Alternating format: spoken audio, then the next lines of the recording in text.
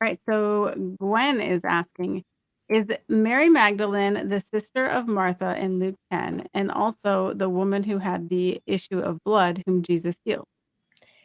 So my friend Gwen, this is a really great question, and it's actually funny because this the people there's actually three different women that you're referring to in this question. So no, they are not one and the same. They are actually three different women that you're referring to. So the woman in Luke chapter 10, Mary, the sister of Martha, is one Mary. There's actually several Marys in the New Testament. There's Mary Magdalene. There's Mary, the sister of Martha, and the sister of Lazarus. There's Mary, the mother of Jesus. Um, so there's several Marys, and the woman who is healed of the issue of blood, we don't know her name. It's not mentioned in the Bible. So the Mary in Luke chapter 10, the sister of Martha, is one Mary. It's actually interesting because Luke chapter 8 mentions both of these women, and the woman with the issue of blood is Luke chapter 8 verse 2. And so Mary Magdalene is at the beginning of the chapter. She's the woman who was healed of devils. Jesus healed her of 7 devils. As you look in Luke chapter 8, verse 2, it says, a certain woman which had been healed of evil spirits and infirmities, Mary called Magdalene, out of whom went 7 devils. So that's one Mary, Mary Magdalene. And she was healed of basically demonic possession. But if you keep going in the book of Luke chapter 8, way down at the end, in verse like 42, uh, excuse me, 43, excuse me. So Luke chapter 8, verse 43, it says, and a woman having an issue of blood 12 years, which had spent all her living upon physicians, neither could be healed of any. And so basically that's the woman who comes to Jesus and, says basically, if I just touch the hem of his garment, then I can be healed. And so she touches him. And as you see, in verse 44, came behind him, touched the border of his garment, and immediately her issue of blood staunched. So basically, it stopped. And Jesus turns around and says, somebody touched me because I perceived virtue was gone from me. And she was trembling because she thought she was going to get in trouble.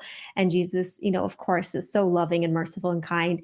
And verse 48, he says to her, daughter, be of good comfort. Your faith has made you whole. Go in peace. And so that is a different woman altogether. That is not Mary Magdalene, and that is not Mary, the sister of Martha and Lazarus. So these are three different women.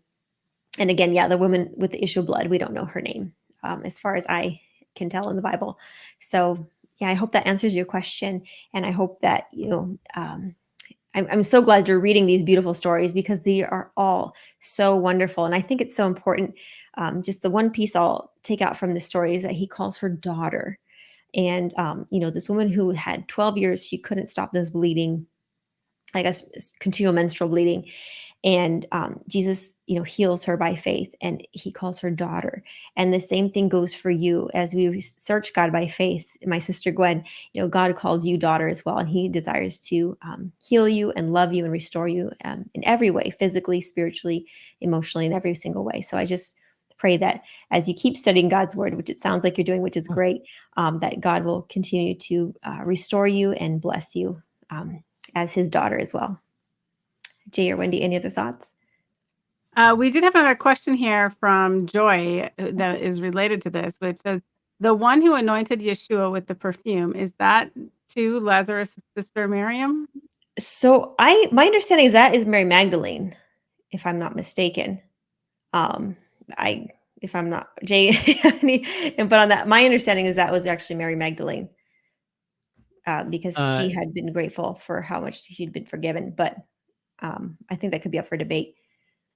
Yeah, I think that's right. And then I think the tradition has it, like, remember the story of where Jesus wrote in the sand to save the woman that was caught in the act of committing adultery?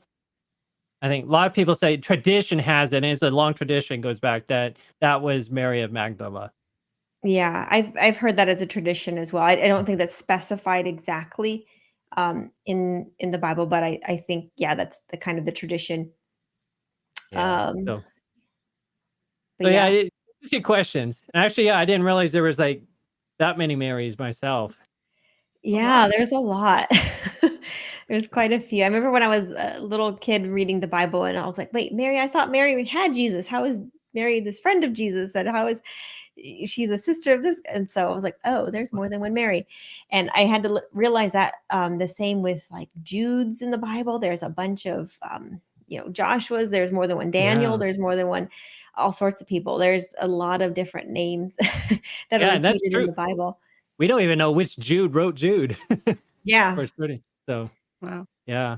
Exactly. So it can be confusing. I remember one time there was, I think John, there's a bunch of Johns. I Mm. forget. There was somebody in Old Testament name. Was it like Zeb or I'm forgetting. Anyways, but there was like 12 of them. So there can be a Wow. lot, and you have to be careful to differentiate to make sure you know which one, because there's more than one Judas. And so like there's Judas Yeah. Iscariot, which is very different from the other Judas, who is not the betrayer of Jesus. So yeah, Yeah. you need to Yep. make sure we keep keep them differentiated in your mind as to who these characters are in the Bible. Yep.